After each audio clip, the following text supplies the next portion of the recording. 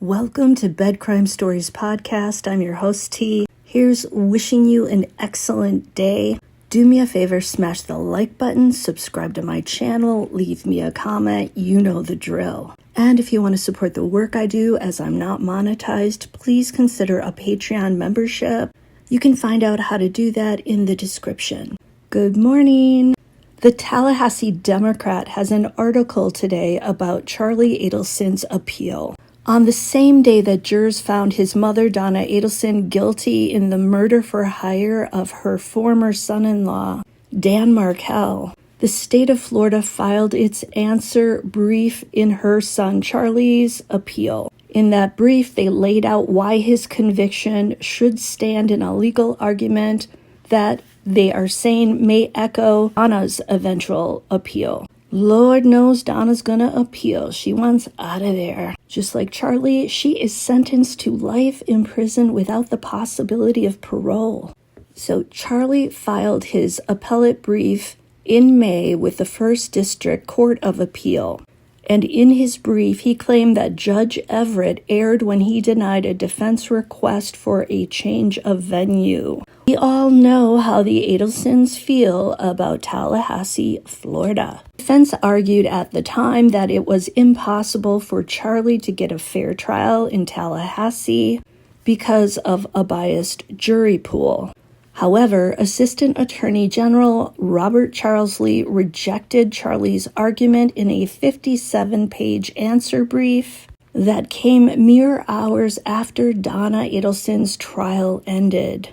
The brief said that Charlie waived his change of venue argument when he accepted the jury without objection at the end of the voir dire selection process. During Charlie's voir dire in the middle of jury selection, Josh Dubin, a New York lawyer and jury consultant for the defense, made an oral motion for a change of venue saying that the trial should be held downstate, away from where the Tallahassee Democrat and WCTV operate. However, Judge Everett denied the motion, and according to the state, the defense failed to raise the issue again after the jury and the alternates were selected.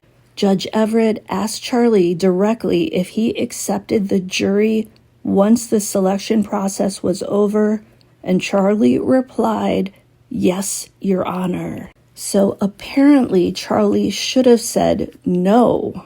In Lee's answer brief, he cited a Florida Supreme Court saying a motion for a change of venue should be renewed at the conclusion of jury selection or be considered waived. Charlie and his lawyers apparently failed to do that. Apparently, you have to lodge a second objection.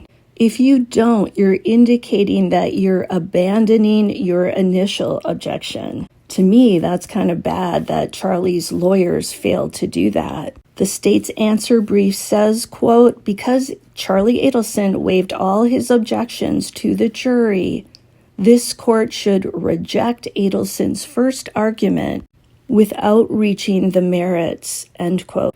And it sounds like Donna Adelson also accepted the jury after her selection process. So if she tries to file an appeal based on a biased jury pool in Tallahassee, I have a feeling the appeal is going to be denied. 2 months before Donna's trial began, Judge Everett presided over a very lengthy hearing on a defense motion to move the trial out of town. During that hearing, Donna's lawyer, Jackie Zellman, echoed the words of Charlie Adelson's defense and said that seating a fair and impartial jury would be, quote, impossible.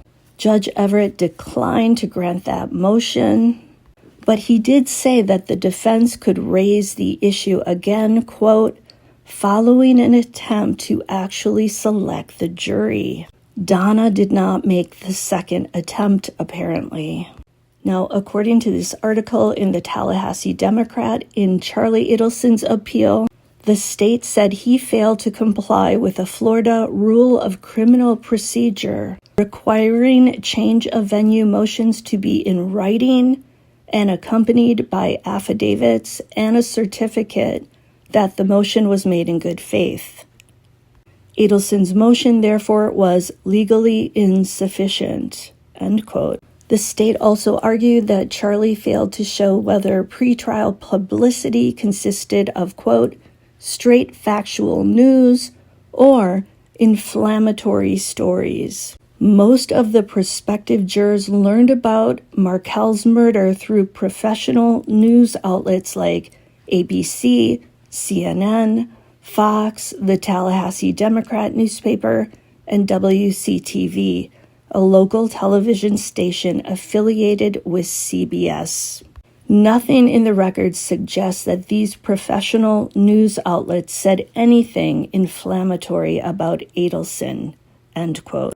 So now Charlie Adelson's appellate lawyers, Michael Uferman and Laurel Cornell Niles, both of Tallahassee, have until November 5th to respond to the state's answer brief. And we know that Donna complained that her trial was held in what she called, quote, the hotbed of Tallahassee. And she said during her sentencing hearing that she intends to appeal. And Judge Everett told her that she had 30 days to do that. So I'm pretty sure she will be trying this. But when she hears about Charlie's appeal being denied, I'm sure she is going to begin sobbing. I'm really surprised that Charlie Adelson's lawyers failed to object a second time after the jury was selected. You'd think they would know about the laws. So now I'm wondering, can Charlie appeal based on ineffective counsel? One thing is for certain, prison doesn't seem to be a place that makes people better. Charlie looks like he's aged like 2 decades while being in prison. He's currently serving his life sentence in a South Dakota prison, which likely means that he is not seeing his baby mama or his child very often. Let me know if you think both Donna and Charlie, if they had biased juries in your opinion, simply because the trial took place in Tallahassee where Dan Markel was murdered, a place that his former wife, Wendi Adelson, largely trashed, even though she doesn't admit it. I asked ChatGPT to look up how much the Adelson family has spent for the defense of both Charlie and Donna Adelson. We aren't able to find the exact number because those records are private, but ChatGPT said that on the low end, the estimate would be anywhere between $200,000 to $500,000. It also said that a plausible estimate in the medium range would be between $1 million and $3 million because of how much preparation went into both Donna and Charlie's trials, and all the defense experts that they had to pay for, the jury pool expert that Charlie's lawyers hired. The maximum estimate that ChatGPT came up with was between $3 million and $8 million.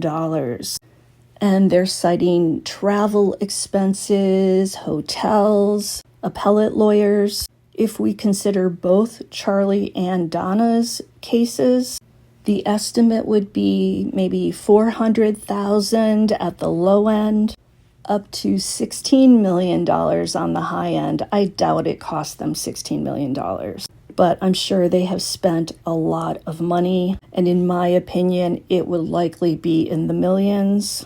And now I believe they have to pay the court fines, right? The state was asking for something like $723,000 to cover their expenses. And then, of course, Harvey, if he is speaking to Charlie and Donna, and we know he is speaking to Donna, he's also having to cough up money for those phone calls. And believe me, they add up quickly. He's also probably putting money into the accounts of both Charlie and Donna so they can buy stuff at the commissary. I always say that crime doesn't pay. Let me know what you think in the comments, and I will see you next time on Bed Crime Stories. If you enjoyed this, please smash the like button.